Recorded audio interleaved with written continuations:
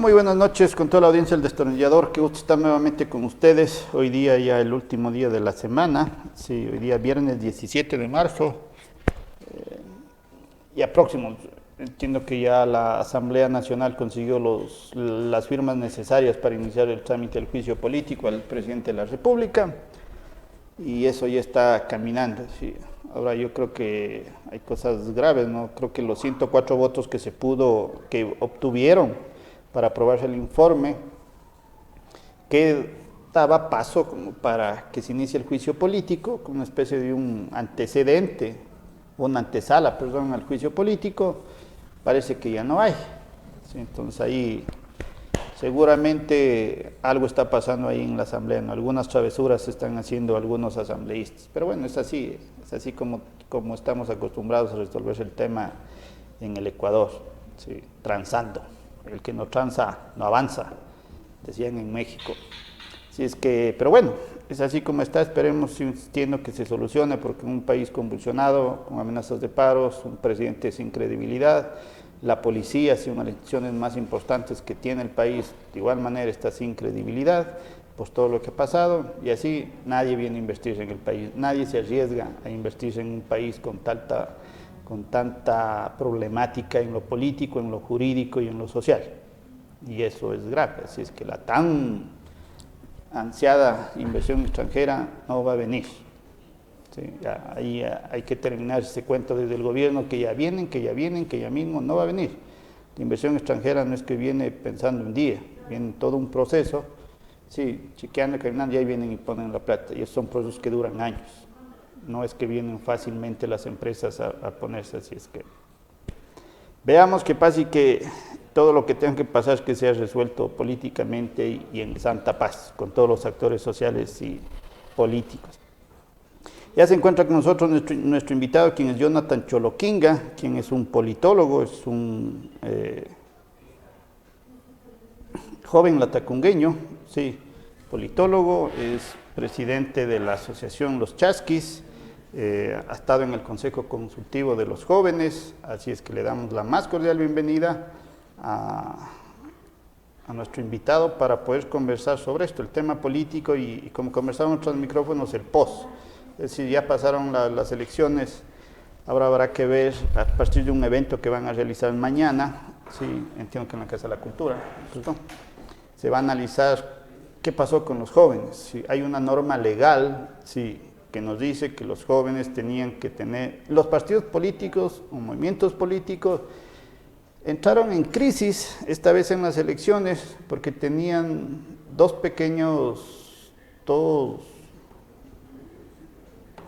eran dos puntitos, ¿sí? Dos características que tenían que tener. Uno, un 30% de mujeres y un 25% de jóvenes.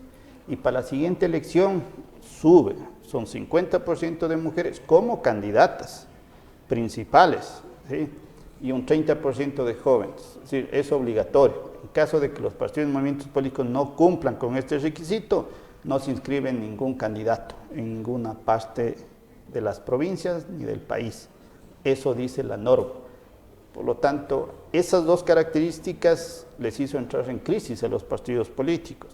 Ninguno sí reunía esa capacidad para tener 30% de mujeres, sí, y el 25% de jóvenes.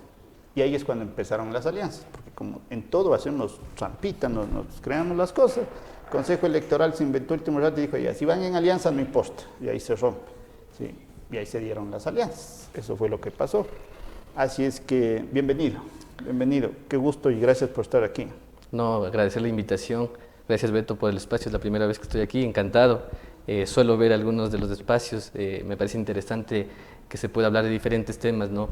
Y justamente agradecerle también a todas las personas que nos están viendo, a todos quienes están interesados un poco en hablar de política ya después de las elecciones, que es un poco a veces difícil, ¿no? Después de las elecciones ya la gente pierde la pasión, pierden sus candidatos, sus líderes empiezan a desaparecen las sedes. desaparecer las sedes, empieza una etapa interesante en las sociedades, ¿no es cierto? Porque de aquí ya tenemos otro proceso que viene en 2 años también.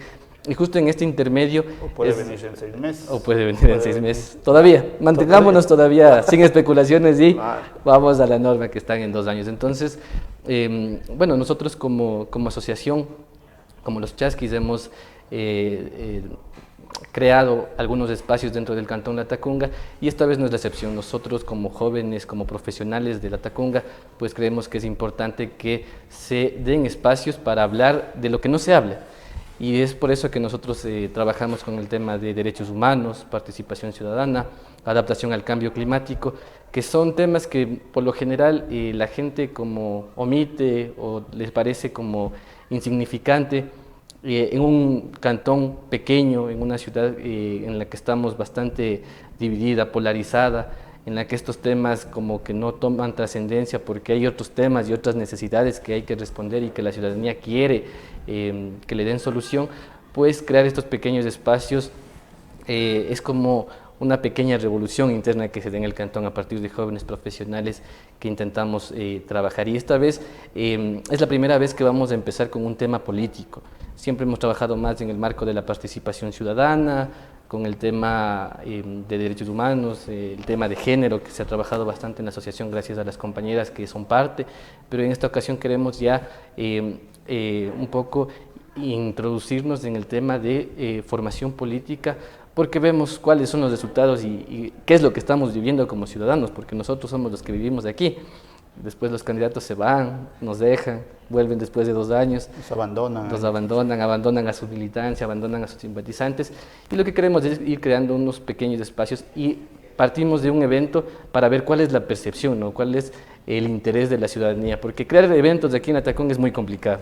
Cualquier tipo de evento es muy, muy complicado. O sea, por más que sean abiertos al público, que sean totalmente gratuitos, es complicado, pero vamos a intentarlo y es lo que estamos promoviendo y es gracias a lo que nos han abierto el espacio el día de hoy. Y Jonathan, a ver, una pregunta, ¿cómo es que un joven, ya se mete a estudiar política? No abre otra cosita que busques, alguna huevada. Porque no estudiaste ingeniería. Si es doctor, es algo de bien, pues loco, o sea, para que no te mueras de hambre, sobre todo. Sí. Doctor, ingeniero, arquitecto, sí. Estudias política, te metes en huevas. Sí, y te cuento que siempre... ¿Por qué fue esa motivación? Sí, siempre me preguntan, ¿no? Yo de Taita te hubiera dado un tic y no te hubiera apoyado en nada. De hecho, hasta que creo que pasé 5º semestre, mi familia, mis amigos todavía no sabían qué era politología. Claro. Entonces decían, ¿es para ser político? Digo, no, no es para ser político, es para ser presidente. No, tampoco. Es algo como derecho. Digo, está por ahí. No, ¿cómo te explico? Entonces, ¿cómo llegó a este tema? Bueno, yo creo que... Oye, pero si es para hacerte político. Te da herramientas. No es la carrera, no estudias para sacar el título para ser político, porque no sales como político. Pero es politólogo. Pero no es para ser político. Prácticamente la politología es el estudio de la ciencia política, claro. En sí es las relaciones... El tema no es que estudias para ser candidato. Exactamente. Ahí creo que hay la diferencia sería estudias para ser analista político. Ahí correcto, sí. Para ejercer porque actores políticos desde otros ámbitos, desde el análisis, desde el acompañamiento, claro. Desde la asesoría, y que tanta falta nos hace, porque aquí todo el mundo es político, aquí todo el mundo, es algo así, yo suelo comparar como cuando está jugando la selección, todos somos entrenadores. Todos somos directores técnicos. Claro, todos somos de era de que le ponga al man, o sea, todos somos, sí. Si todos nos creemos en esa lógica. Y en la política, todo el mundo es analista político. Y ya vamos a ir con ese tema. ¿Escuchas sí, ahí? porque... No, bueno, yo generalmente, generalmente son los abogados, ¿no? Sí. O sea, eres abogado, de ley ya sabes de política, ¿sí? Y de ley te metes a asesorar. Y ahí están los resultados, las últimas elecciones. Correcto, ¿Qué entonces... pasó? Yo creo que yo llegué en el tema de la ciencia política básicamente por una casualidad de la vida. No fue que yo, desde que tenía noción, decía yo quería ser politólogo, yo ni sabía que existía la verdad la carrera. Fue unos temas de la vida, yo quería ser ingeniero, la verdad. Estudié el bachillerato, todo, como que te vas formando y vas idealizando el tema de por aquí vamos a trabajar o empezar. ¿En dónde estudiaste la carrera? En el Hermano Miguel. En la Universidad Central, en Quito. Es que claro, es nueva también, parece que tiene 7 años la carrera. No, la carrera como tal tiene más de 50 años, porque lo que antes no se conocía era que la carrera era la licenciatura en Ciencias Políticas y Sociología. Ya, Salías claro, con sí, dos sí. títulos. Lo que pasó ahora es que se dividieron y cada quien Pero tomó por eso su... esta división es recién, creo que tiene 7 años, ¿no? En sí, la que sales como político, porque normalmente salías como sociólogo. como licenciado en Ciencias En Políticas y Políticas Sociología. Exacto. Lo que pasa es que también antes en jurisprudencia vos terminabas los 4 años, sí, y eras licenciado en Ciencias Exacto. Políticas.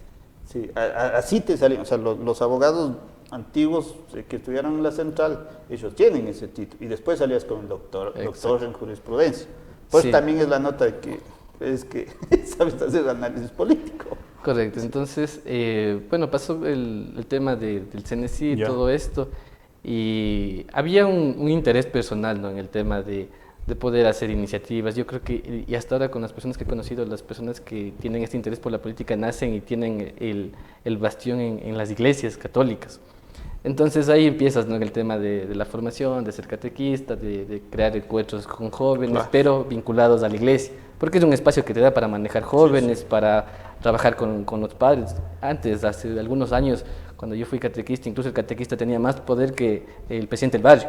Tenía Claro. más poder de convocatoria, podía decir esto se hace, esto no Claro. se hace, hagamos esto por el barrio. ¿Cierto, no? Y sí, y así pasó como yo empecé como catequista varios años, colaboré en la iglesia de San Felipe, que es un barrio grande, Claro. y creo que muy cortas de edades me tocó asumir responsabilidades como las coordinaciones. Llegué hasta ser coordinador del Doy Alfaro de los catequistas. Entonces yo creo que ahí era algo involuntario que nacía, ¿no? Y todo el mundo decía, cuando hay algún cargo de elección, al Jonathan. Y la verdad nunca me llamaba la atención porque en el colegio o en la escuela también me decían, pero era como que eso me quitaba tiempo para estudiar, entonces decía, sigan nomás en esos temas. Hasta que llegaron puntos en los que me apasionó, yo me metí muy de lleno al tema de la iglesia y ahí empezó como mi interés por estar ahí, empecé a vincularme a los grupos juveniles, a la diócesis, la pastoral juvenil. Yo creo que ahí nació ese interés.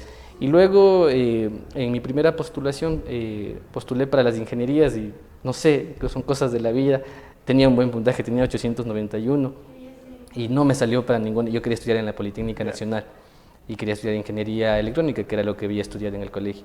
Y lamentablemente no me salió, en esos tiempos era difícil entrar a la Politécnica, daban 30 cupos, postulábamos más de 10.000 personas a la Politécnica Nacional, cotizadísima, el nivel era muy alto.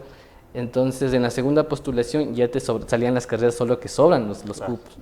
Entonces tú ibas revisando, te sobraba un cupo para ingeniería en la central, en ingeniería civil, así, y salían que sobraban como 12, 13 cupos para ciencias políticas. Y yo me acuerdo clarito, no, porque estaba con mis papás, dijo, ¿qué vas a hacer? Y mi percepción fue no dejar de estudiar, o sea, tratar de ingresar a alguna carrera y luego cambiar. Ya. Y ahí es como terminé en ciencias políticas. Entonces, O sea, que en ciencias políticas hasta nietos. exacto, yo decía, acabo esto en los 4 o 5 años y después estudio lo que verdaderamente quiero, pero quiero seguir estudiando, no quiero quedarme con esas ganas, porque uno sale filito del colegio con el interés, toda la energía. con la energía, con la juventud, ves que tus amigos se van aquí, otros se van a otros, y tú quedarte, ¿qué hago? Trabajo, ¿no? Entonces, Claro, en esa edad salen del colegio, tienes toda la energía y estás consciente y con el objetivo de conquistar el mundo. exacto. Sientes toda la energía para hacer esto. Y ahí llegué a ciencias políticas, la verdad, lo único que me apoyó a mí fue mi papá. Me dijo,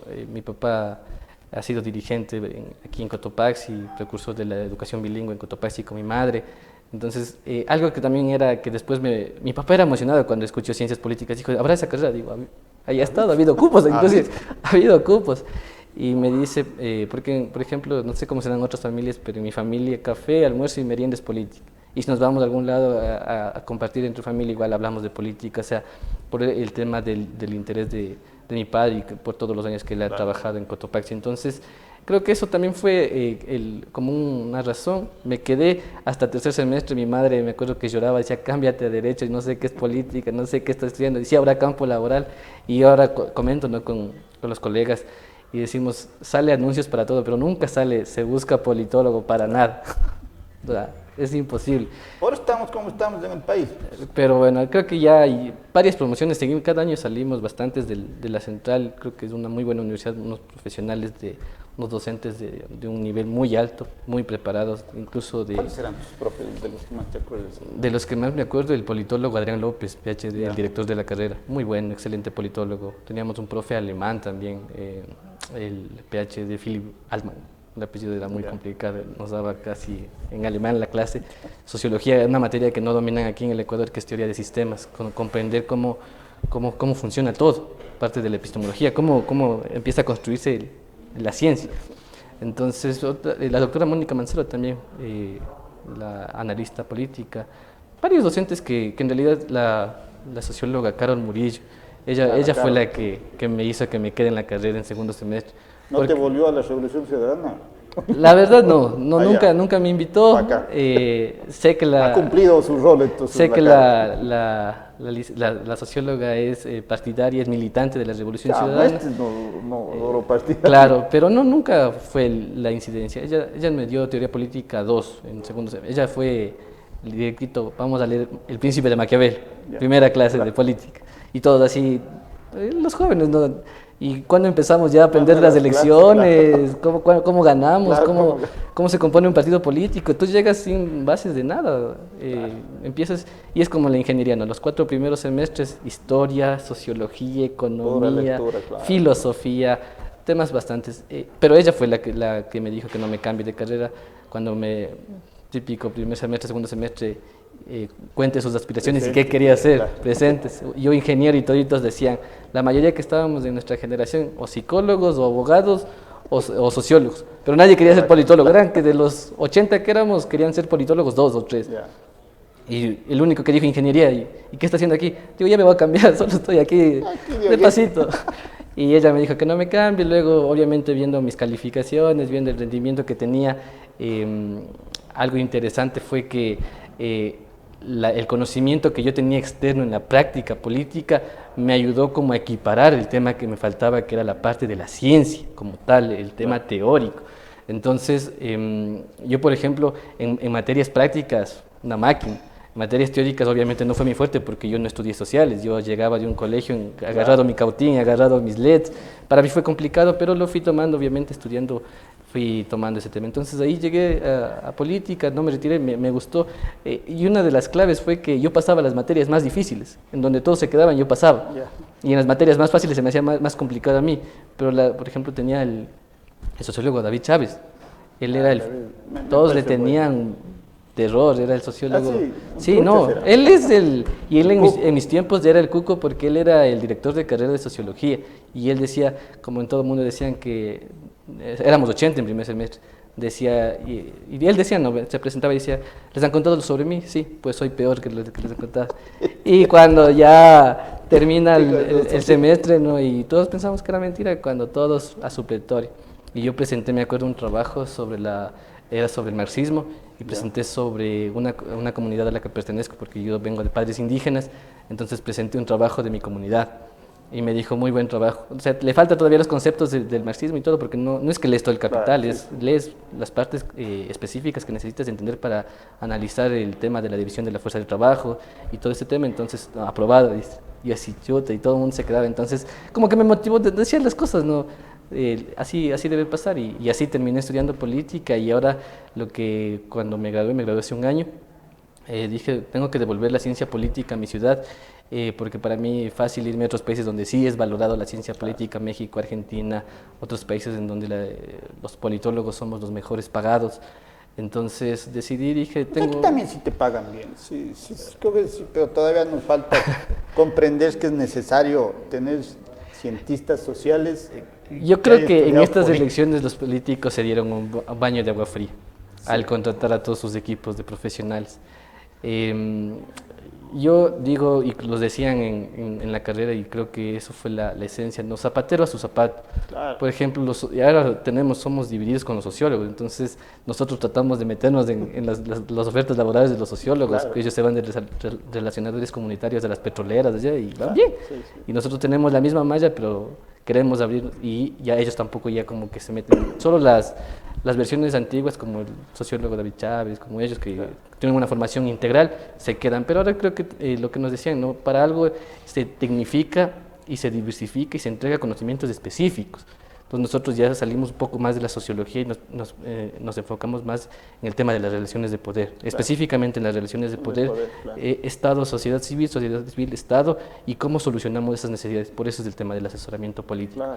Entonces dije, tengo esa misión, quisiera entregar los años más, igual como del colegio sales con energía, cuando sales graduadito igual sales con mucha energía. También quieres cambiar. Exacto, sales con mucha energía, con los conocimientos frescos, con ganas de seguir estudiando, y dije, quiero trabajar aquí en Latacunga, en lo que pueda. Y actualmente estoy vinculado a los proyectos.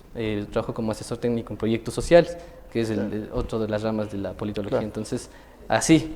Oye, Jonathan, chévere, interesante. Además, insisto, creo que es muy loable este tema que tú dices, zapatero a tu zapato, ¿no? Yo peleo mucho, sí, desde este espacio en el hecho de que la gente debe meterse en política, ¿sí? No hay que tenerle miedo a la política, la política es necesaria, sí, es fundamental. Es fundamental. De hecho, las decisiones políticas, sí, o bien nos quiebran o bien nos ayudan. Sí, o sea, una mala decisión política del presidente de la Asamblea le afecta desde a la humilde señora que trabaja vendiendo espumillas como a un empresario grande. Entonces es importante y es necesario que nos metamos todos. No digo al tema electoral. Partidista, ¿sí? Exactamente. Partidista. Que hacer política, sí. Además, claro, todos somos animales políticos. Claro, por ejemplo, en tema aunque hay bastantes políticos animales, sí. Pero... Claro, por ejemplo, en el tema ya que dices, en el tema de decisiones, hablamos de políticas públicas. Claro. Necesariamente no se necesita llegar, sino que el profesional elabore y responda a las necesidades. Dices, claro. Yo tengo la necesidad del alcantarillado, entonces vemos un plan maestro de alcantarillado, es una política pública, claro. Una obra pública, entonces eso se elabora y eso debe tecnificarse. Obviamente ahora vamos al otro tema, que las políticas públicas van inclinadas a la visión política o el modelo de gestión del político que ejerce la política pública. Es interesante, pero ahí hay que ir un poco apuntando a ver cómo los profesionales van llegando. Tengo entendido, yo creo que aquí en Latacunga poco no he podido coincidir con más politólogos, aparte del exgobernador que me invitó a una entrevista también para compartir con él. ¿Cuál? Jorge Miño, él me invitó, el politólogo colega, pero veo que ahora a partir de estas nuevas generaciones veo que hay mucha gente, generaciones más pequeñas, ¿no? Más menores años que ya están estudiando política. Aquí en Latacunga, de Latacunga. Mi hija quiere estudiar eso, loco. Ya, exacto. Entonces, claro. Que cambie, que se cambie. No, a mí me parece súper interesante, más que a mí igual me fascina el tema. Oye, Jonathan, se nos va acabando el tiempo. A ver, el día de mañana, sí, este foro, este conversatorio que tú organizas, ¿para qué es? ¿Por qué es? ¿Qué pretenden sacar como un posible resultado, como un primer análisis de este conversatorio? Sí, mira, el día de mañana lo que vamos a hacer es un conversatorio con todos los ex candidatos jóvenes que fueron parte de la cuota de jóvenes dentro de la conformación de las listas electorales. Entonces, lo que queremos es que ellos un poco puedan compartir su experiencia en base a, obviamente, las preguntas que se han elaborado para el tema, sobre todo es el tema de cuál fue la incidencia de los jóvenes que tuvieron dentro de la campaña política. Yo podría dar mis criterios, podría emitirlos, obviamente, pero queremos escucharles de ellos, porque ellos lo vivieron, al menos yo no estuve de candidato, entonces ellos nos van a decir, ¿les dieron espacios? ¿No les dieron espacios? ¿Tuvieron la oportunidad de dirigirse en los mitines? ¿Tuvieron la oportunidad de liderar los encuentros con la ciudadanía? ¿Hicieron los planes de trabajo? Hicieron los planes, correcto, súper bien. Ahí, sí. Consultaron con la gente. Otra pregunta que igual queremos consultarles es el tema de cómo percibieron a la ciudadanía con el respecto de la participación de los jóvenes. Como tú los decían, en esta vez les obligaron a los partidos políticos, porque antes eran ni mujeres ni jóvenes, todos hombres, todos varones y punto, y todos pasados de ya la edad que sabemos. Entonces, ¿cómo recibió a la ciudadanía? Si es que tuvieron una participación que esperamos escuchar mañana, o si no, igual lo reflexionaremos y lo haremos público también, del saber si la ciudadanía está preparada ya para recibir candidatos jóvenes. Ver un joven de unos 22, tenemos una invitada que tiene 21 años. ¿Cuál es? Ivonne Velasco, ex candidata por la Revolución Ciudadana. Oye, hay una pelada que me parece muy interesante, tuve el gusto de entrevistarle, que ganó, que se llama Joana Guaranda. Ah, también, por Es ejemplo. la presidenta Del GAD parroquial de Pilaló. de Pilaló. Sí, sí le conozco también. Igual Me 21 años o 22 claro, años. Ya. Tú me es pollito. Exacto. Entonces, justamente esas experiencias, ella tendrá otra. Obviamente, en esto lo que vamos a hacer es de todos los ex concejales, candidatos a nivel cantonal. Queremos, hay entre rurales, urbanos y todos de ellos. Entonces, y la tercera pregunta es el tema de ver cuál fue esa planificación y ese estudio que ellos también estuvieron listos para asumir una responsabilidad. Reto, claro. Claro, o sea, también conversar con ellos y ver cuáles son los retos que ahora tienen. ¿Qué pasa? Hay muchas personas que tal vez dirán, yo conversé con todas las organizaciones políticas y habían jóvenes que decían, no, yo tuve una pésima experiencia con la lista, yo no quiero saber nada más. Y es reflexionar con ellos también y decirles que es importante de que una experiencia no sea el fin de su carrera. Veremos mañana, yo no les conozco a muchos, tuve la oportunidad de conversar con ellos por el tema de la logística, del evento, de todo eso, pero quisiera escucharles también como profesional y decir si tienen el interés de seguir la política partidista, si tienen la intención de seguir en la militancia, y muchos de ellos que creo que ya están deslindados de esos partidos, pero ver cuál es la perspectiva que ellos quieren para más adelante, porque si ellos se atrevieron a participar, puede ser por diferentes factores, porque serán sus decisiones y escucharemos mañana, pero es el primer reflejo, es la primera fotografía que tenemos de esta cuota de jóvenes y que va a servir para la próxima elección y para la futura elección, y queremos que ellos sean como los principales expositores y que ahora, porque están invitadas igual algunas autoridades, algunas delegaciones de las organizaciones políticas, que ahora ellos estén al frente y los políticos tradicionales estén escuchando. Se escuchan. Ya, ahora que ya tienen más tiempo porque ya no hay agendas, ya no hay, que no puedo asistir al evento porque ya me atrasan otros. Ojalá vayan, sí, y ojalá vayan. Y eso también va a ser para los jóvenes de ese llamado de atención. Ahora que ya no están necesitando la cuota de jóvenes, que ya se acabó el tema electoral, veamos cuántos les acompañan a ellos ahora, como ellos les acompañaban a los políticos tradicionales cuando estuvieron de candidatos. Oye, Jonathan, ¿están invitados los partidos políticos, los presidentes de los partidos políticos, de los movimientos? Porque creo que ahí viene una responsabilidad fundamental, ¿no? Nosotros hemos hablado esto aquí. Ellos son los que tienen la responsabilidad de formar a su militancia, sí. Y claro, uno de los problemas que tiene el Ecuador es que no tenemos partidos políticos, sí. O sea, como conversábamos tras micrófonos, yo creo que hay solo un par o hasta 3, sí, máximo, sí, partidos políticos, los demás solo aparecen en tiempo de elecciones. Se partidos fugaces. Claro, sí. O sea, de hecho, ahorita mismo, sí, lancemos pues la pregunta, ¿cuáles partidos políticos siguen manteniendo sede? Correcto. Por ejemplo, sí.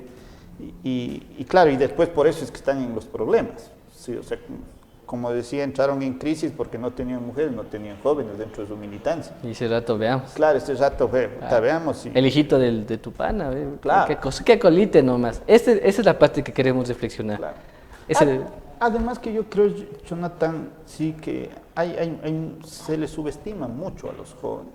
En la lógica de no, a los jóvenes no les importa el futuro, los jóvenes quieren estar solo en TikTok. Los jóvenes no hablan de política, los jóvenes no quieren meterse en política. Yo veía un tiempo atrás un estudio que se hizo en la Flaxo sobre los jóvenes en política y ahí dice otra realidad. Claro, y por ejemplo, yo ahí te cuento y algo que conversaba también con otro colega, decíamos, es mentira, es una narración que construyen el poder claro. Para mantenerles distantes, porque si estos jóvenes llegan a prepararse, llegan a incidir, llegan a recuperar las organizaciones políticas, los van a dejar fuera, claro. Porque han llegado el tiempo, todo en esta vida tiene un ciclo. Claro. Hay políticos que ya deben formar y no les forman, o forman a conveniencia. Claro. Forman a los que son los hijos o forman porque ya la política, claro, se hace como una herencia, claro. Una dinastía. Entonces, terminó el papá, sigue el hijo, terminó el hijo, sigue el hijo y así. Entonces, Torres es un ejemplo de eso. Por ejemplo, sí. La gente Pachacútiga aquí, por ejemplo. Entonces, sí, 3-4 familias están ahí siempre. Pero por ejemplo, cuando vimos en estas campañas que tuvieron que participar jóvenes, vimos que yo veía, pasaba, ¿no? Veías las brigadas, veía y después veía las publicidades y decía, este joven estaba haciendo campaña acá, de este partido también. Entonces, debe interesarle para que esté ahí caminando de sol a sol, o debe interesarle para que esté realizando un Facebook Live, conversando con jóvenes, conversando con la gente, pero que es gente que tal vez no nos conocemos en una ciudad tan pequeña. Ahora empezamos a conocernos. Ahora, por ejemplo, yo les conozco, mañana les conoceré a todos los ex candidatos de todas las organizaciones políticas, y veremos, después les daremos seguimiento y veremos qué hacen, cómo empiezan a trabajar su post candidatura, y cómo los partidos políticos y cómo ellos logran incidir para, no sé, a un futuro, porque lo que queremos es que en la reflexión entiendan de que ellos deben recuperar sus espacios, que es mentira. Eso de que los jóvenes no les interesa la política es mentira, y empieza desde que en los colegios, en las escuelas, escogen consejos estudiantiles, y la gente está ahí, claro. La gente quiere, se pelea, mamá, que estoy para presidente del consejo estudiantil, chévere, claro. Estoy para presidente de la catequesis, chévere, presidente del curso, chévere,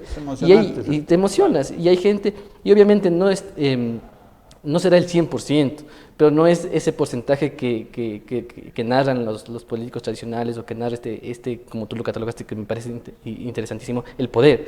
No es el poder el que dice no les interesa, al contrario, simplemente crean a conveniencia ese camino para distanciarles, porque lo repiten, y los jóvenes, es que no les interesa, entonces a mí tampoco tiene por qué interesarme, claro. Y lo dejo totalmente de lado.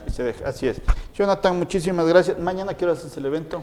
El día de mañana vamos a estar a las 2 de la tarde en la Casa de la Cultura. Y agradecerle también a la Casa de la Cultura que nos abrió las puertas. No sabes cómo golpeamos puertas para encontrar un espacio, sobre todo neutral, sobre todo que pueda tener esta característica, ¿no?, de que puedan estar todos. Yo espero que mañana haya la altura de vida en sus respuestas, que haya de la militancia también, que veamos si les acompañan ahora. ¿Invitado al público en general? General, totalmente abierto. El tema de las butacas abiertas, y les invitamos a que sean parte de esto y que podamos seguir hablando de política, no solo cada 2 años. Eso es lo que queremos hacer desde ahora como asociación, al menos como profesional en política, seguir hablando de política y mantenerlo esto, y seguirles cuestionando y motivándonos, diciendo, claro, echándole la culpa porque de aquí han de salir, han de costar una parte, y él dijo que es nuestra culpa. Es culpa de las organizaciones políticas y es responsabilidad de los dirigentes que están al frente ahora. Claro, así es. Jonathan, muchísimas gracias, éxitos, felicitaciones, y mañana vayamos a las 2 de la tarde a la Casa de la Cultura, escuchemos, es importante el tema de los jóvenes. Además, les doy un dato, ¿no? La próxima elección al presidente, los jóvenes son los que van a darse el voto. La elección se va a jugar con los jóvenes. Exactamente. Y hay que ponerle un ojo desde los partidos políticos. Gracias, Jonathan. Éxito. Encantado. Con toda la audiencia del Historiador, nos volvemos a ver en unos minutos con nuestra segunda entrevista. Como siempre les digo a todos, un abrazo y cuídense.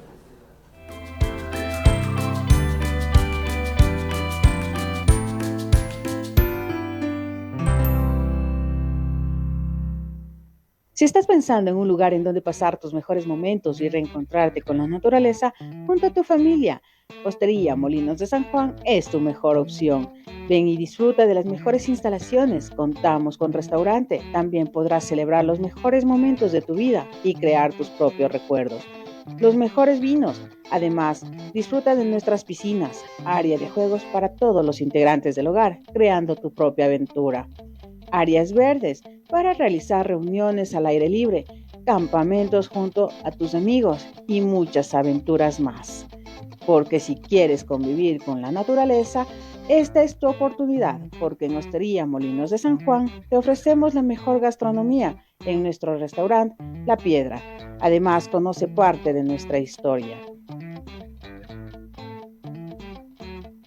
Te ofrecemos alojamiento en nuestras cómodas y modernas cabañas, porque en Hostería Molinos de San Juan lo encontrarás todo en un solo lugar. Te esperamos en el Cantón Pujilí, vía Aicinche.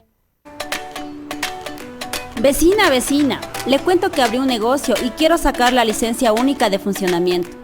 Dicen que con eso ya me ayudan a promocionar mi negocio desde el municipio. Sí, vecinita, vamos, le acompaño. Pero debe tener todos los papeles que le piden en la Dirección de Turismo. Por ejemplo, solicitud de licencia única, copia del RUC, pago de la patente y otros más. Ya, vecinita. Verá, tengo varios papeles que me pidieron, solo hay que dejar en el municipio. Eso es todo, veci. Vamos.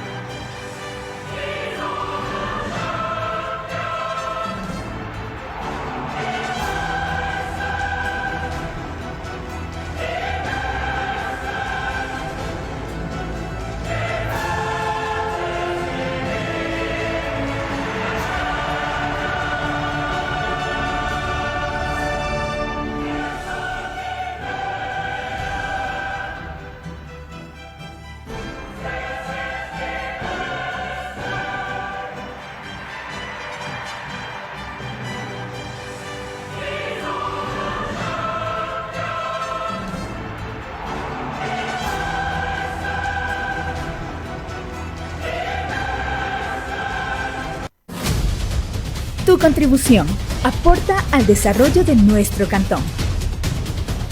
Construimos el primer parque temático de La Tacunga, un espacio de recreación para los ciudadanos con más de 73 hectáreas de extensión.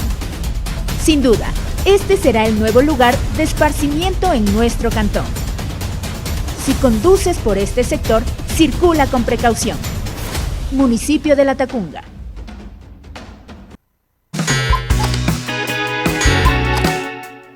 Pilas vecinos, hoy venimos con tips para tu hogar. Oye vecino, hoy vamos a hablar sobre el GLP, más conocido como el gas licuado de petróleo que lo tenemos en nuestros hogares. Entre sus características tenemos que consta de 3 componentes como el butano, el propano y el recaptano. Este recaptano le va a dar un olor picante, el cual nos permite a nosotros identificar una fuga de gas en nuestro hogar.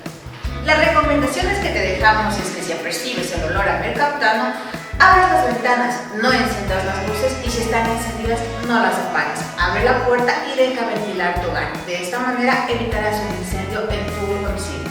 Esto es un mensaje de la Alianza de Medios Digitales.